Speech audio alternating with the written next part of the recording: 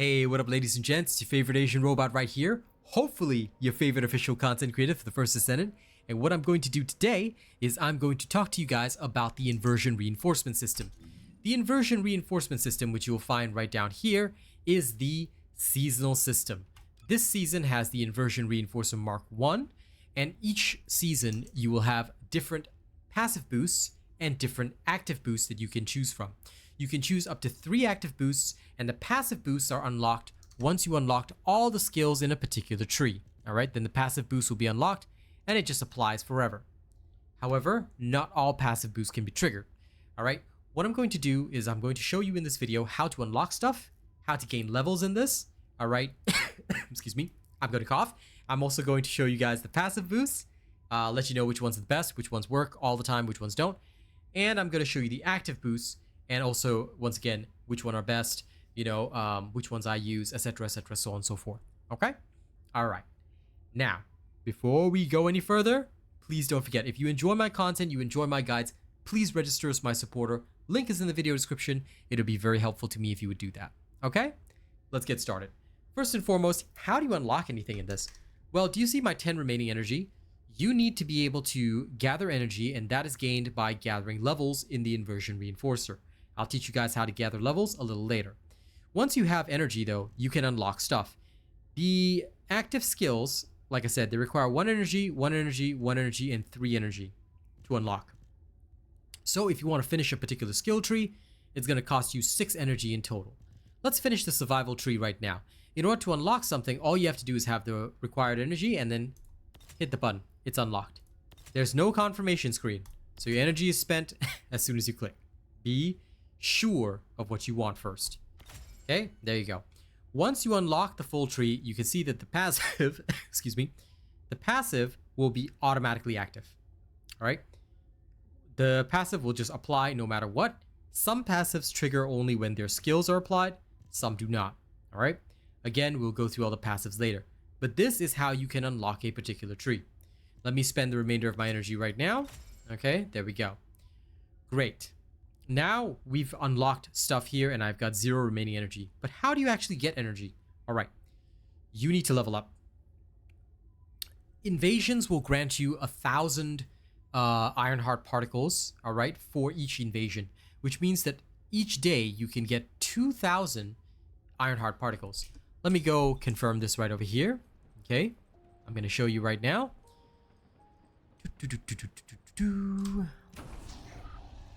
Okay, I haven't done my invasions today. I'll probably do them on the night stream. But as you can see, Ironheart particles acquired 1,000. I haven't acquired these yet. If you have 2 invasions, okay, and you acquire all of them, there you go. That's it. So the Ironheart particles, 2,000 per day. That's all you can get. It's in the initial stages. That's more than enough for a level, but in the later stages, it'll be like costing you like 2,600. So it's not exactly enough for a level each time. So how do you gain more Ironheart particles? Well, there's another way to actually gain Ironheart particles. The other way of getting Ironheart particles is from quests. So I don't know if you guys have seen this, but if you go to Hagios or whatever, or any map, all of the maps right now, oops, sorry, Kingston, Sterile Land, all right, all of these right now have quests, except for Albion. All right, so if you go to Albion, no quests. But every single one of these maps has quests. Now, as you work your way through these quests, you will get Ironheart particles. Okay, as you can see. Some of the quests are like attack a toxic void fragment, clear a void fusion reactor, all this kind of stuff. Once you do all these, you will be okay. You will gain 450 Ironheart particles from each one. So you can use these to supplement your levels if you don't want to just be waiting for invasions all the time. But this is the other way that you can gain Ironheart particles. These two are the only ways of gaining Ironheart particles. All right? There are no other ways of gaining Ironheart particles. Please keep that in mind. Okay, now that you know how to gain Ironheart particles, now that you know how to unlock stuff, the next thing is, what are the passive bonuses and are they good? Okay, I'm going to go through all of them. I'm going to remove my cam for this section, but I'm going to go through all of them, and then you can decide for yourself whether they're good or no good.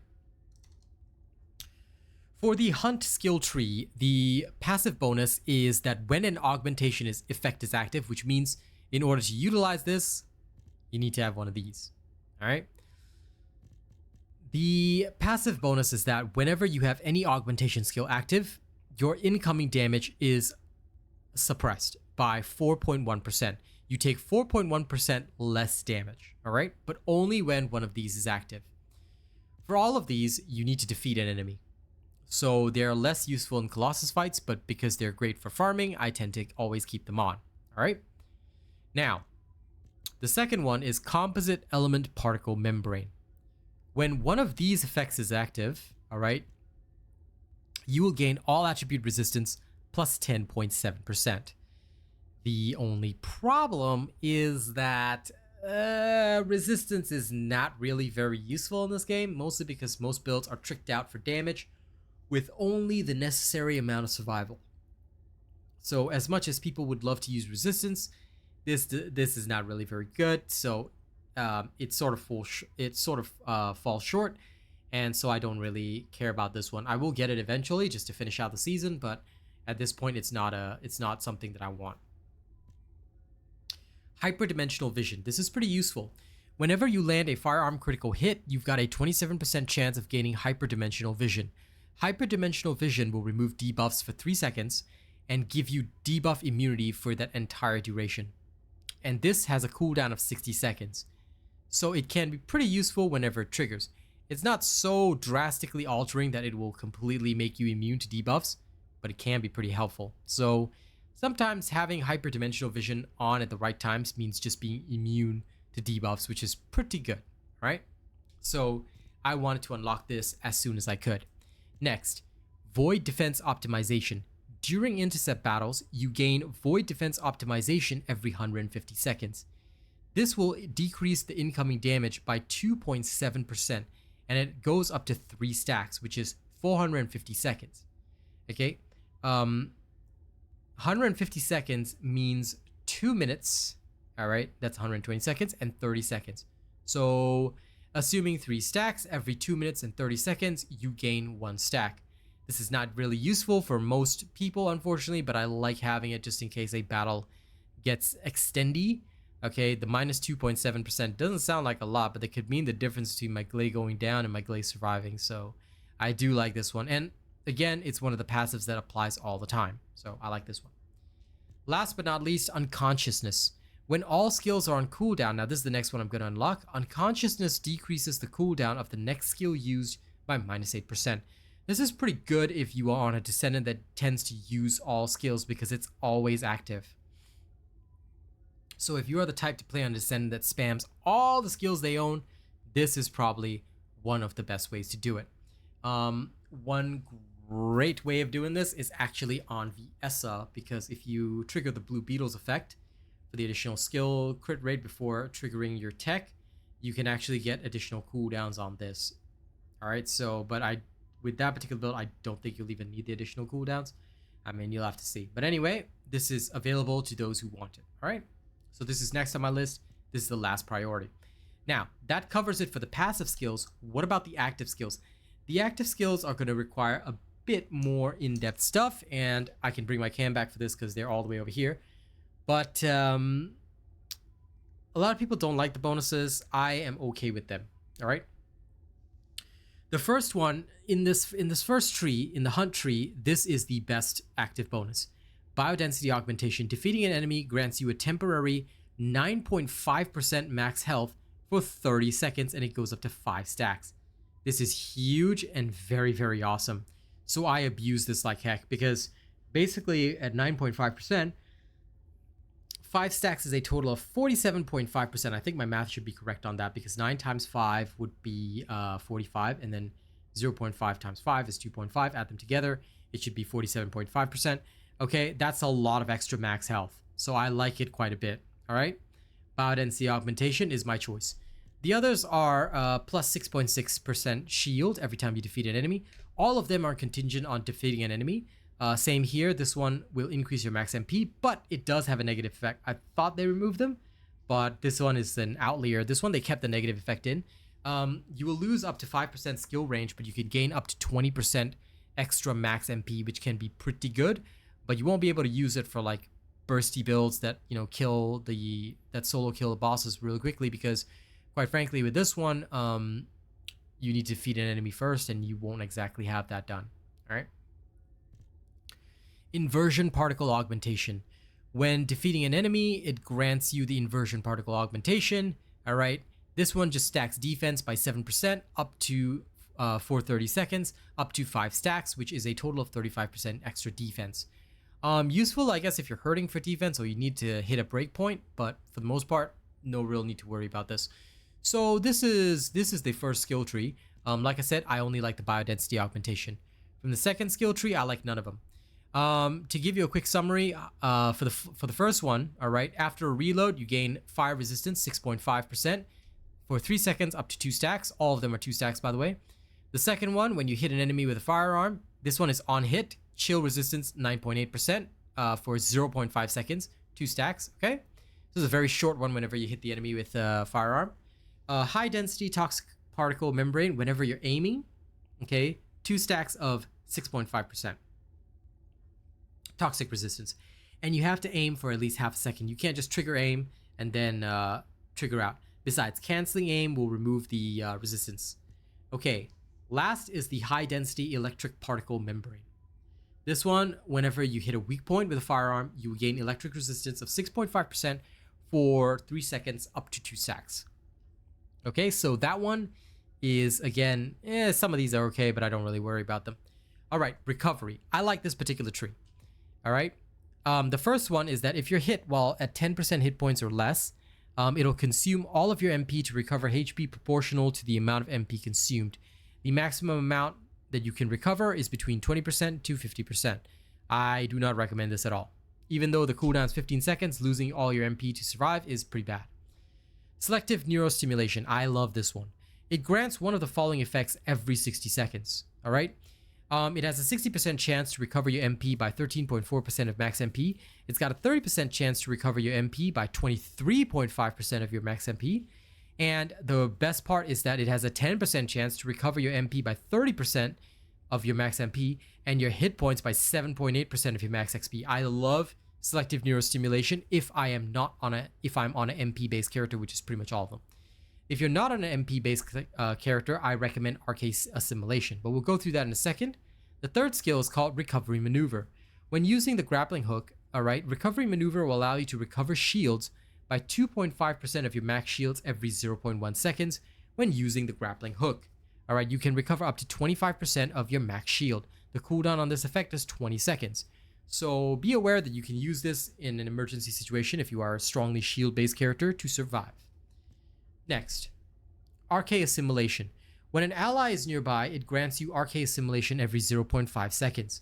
RK Assimilation will last for 2 seconds, and once you reach 10 stacks, all right, you will recover 14% of your max hit points. The cooldown on this effect is 10 seconds. So basically, stand near your ally for a total of 5 seconds and you will recover hit points. Very useful for Glay. Glay is the only character that I would use this on, but again, it's really up to you whether you want to or not. Okay, I do not know what counts as nearby. I will actually have to test this another day, but in general, I would assume you have to be pretty darn close. Okay, the passive you already know about. Now, Survival Tree. This one is pretty good, but still, it's not like so great that I give up everything else. For the Survival Tree, the first skill is when your hit points are 20% or less during intercept battles, you gain Void Adrenaline. This is on a 10-second cooldown, and it gives you movement speed of 20% for 3 seconds. The second, third, and fourth skill are all based on the various legions: Legion of Immortality, Order of Truth, and Legion of Darkness. All right. When you pick one of these, it will decrease the incoming damage modifier by a whopping 15% for 5 seconds. The cooldown on all of this is 15 seconds. All you gotta do is attack the right legion. Is it useful? I think the additional damage reduction might be nice over time, but most of the time you should be wiping things really, really quickly, so I just don't see the value in this one. That's why I haven't picked any of them. I do, however, like the passive, so yeah, this is just in case a battle gets draggy. So for the most part, I don't use any of these, but you can if you want to. They are Legion specific though, so you're gonna have to change them every time. Now for the last tree, which is Season, the first skill is called Identify Energy Source. During the Order of Truth Invasion, it grants you Identify Energy Source. Identifying the energy source causes an additional hit whenever you're hitting the tumors on the tower. All right, so that is why this is useful. Focus Device Connection is useful for the invasion of Legion of Darkness, where you have to step on the tiles, okay? It'll give you 11.6% defense for 1 second, up to 3 stacks, and you will gain the Force Device Connection stacks every 0.5 seconds, okay? So that's pretty cool. As long as you're staying on the arcade tile, basically, you've got additional defense.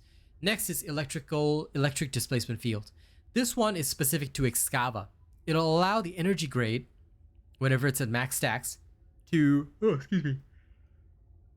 you will gain something called Electric Displacement Field whenever your energy grenade is at max stacks.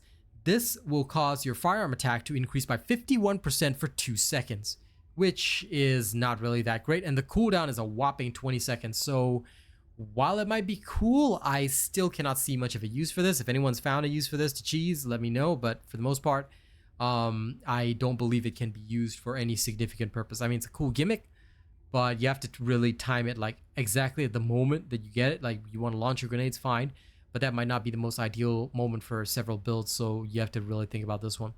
Anyway, last but not least is RK Pacemaker. All right, when movement speed is 300 or less, it will grant you the RK Pacemaker effect. This will cause you to decrease your skill cost by 25%. Skill effect range and fire rate, however, also drop by 5%. So this one is realistically only useful on Haley, I would say. And Haley would have to use a very heavy weapon to get the movement speed below 300. So do think seriously about this one. I personally cannot recommend it, but I guess if somebody wants to run with it, you can. Decreasing the skill cost is pretty good anyway, but because the movement speed requirement is so low, it's not the best choice in my personal opinion. Okay, which active skills do I like to use? Okay, biodensity augmentation and selective neurostimulation are a must, and you cannot pick multiple ones in the same tree. So I cannot pick, let's say I remove identifying energy source, right? I cannot pick RK assimilation. I have to pick one in a different tree. So that's why I usually leave it like this. But if you ask me, I would usually pick biodensity augmentation, selective neurostimulation for mana-based characters. If they're a non-mana based character like Glay, then I'll go with RK Assimilation so I can heal, get some extra healing, but that's pretty much your choice. And the third one, free choice. I don't know why I'm yelling so much. I tell you, maybe I shouldn't have shot this guy after a long session of streaming, but you know what? I couldn't resist. I had to shoot this guy now because I know a lot of people were asking about it. I thought about delaying it, but I guess I didn't want to. Anyway, excuse the yawning. Better than coughing, right? So the third one, like, to me personally, there really isn't anything I would pick. Like, some people pick the elemental resistance. I guess if you really want to match it up with the boss, I just left it as identify energy source and left it there, so I didn't think about anything beyond that. But anyway, if I spread my contagious yawns to anybody during that video, then I'm sorry, suffer eternally, okay? And that brings us to the end of the Inversion Reinforcer. If you guys have other ideas about what you'd like to pick on the Inversion Reinforcer, let me know. But for now, this is what has worked really well for me, and I really do generally enjoy the biodensity augmentation. Honestly, one of the best skills, and one of the ones that I would obtain first because it's so easy to get. It's 1 point, put it in there, grab that straight away. All right? Thank you very much for watching this video. I hope you guys have enjoyed it. I hope you guys will continue to enjoy my content. Don't forget to like, share, and subscribe. Thank you for putting up with the coughing and the yawning and all the other stuff. All right, I appreciate you guys. Thank you so much. I'll see you on stream. Okay, y'all have a good one. And of course, before we go, you know what we have to do, right? You know what we have to do. Before we go, we always need to thank our top supporters. So let us begin. Right here. Top supporters are CG Mayhem for top tipper. Top tipper list includes Rafi Jana. Top super chatter is Sir Tommy Gunn. The list includes Ted Wu, Grand Roku, I Done It. Top channel membership gifter is George Tishan. And top membership gifter list includes I Done It and Yo Slime Forever. Thank you guys so much. You guys are amazeballs, and I appreciate that. All right.